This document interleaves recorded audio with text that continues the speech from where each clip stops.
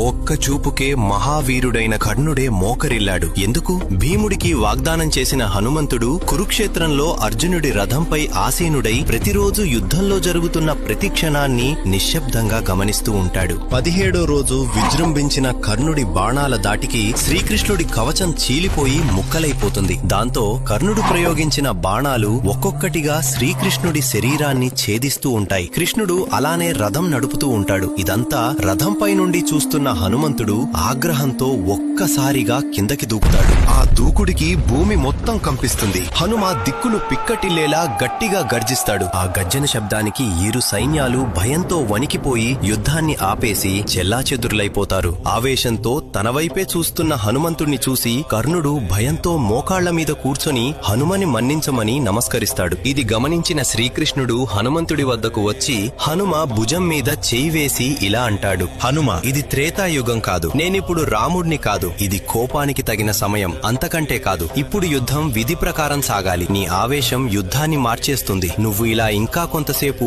కర్ణుడు వైపు చూస్తే నీ చూపుకే కర్ణుడు చచ్చిపోతాడు. నువ్వు తిరిగి వెళ్లి రథంపై కూర్చో అని శ్రీకృష్ణుడు చెప్తాడు. అప్పుడు హనుమంతుడు అలిగిన చిన్న పిల్లవాడిలా శ్రీకృష్ణుడి వైపు చూస్తూ మరో మాట కూడా మాట్లాడకుండా నెమ్మదిగా తిరిగి వెళ్లి మళ్లీ రథం పైన కూర్చుంటాడు. హనుమ ఆశీస్సుల కోసం జై హనుమాన్ అని కామెంట్ చేయండి.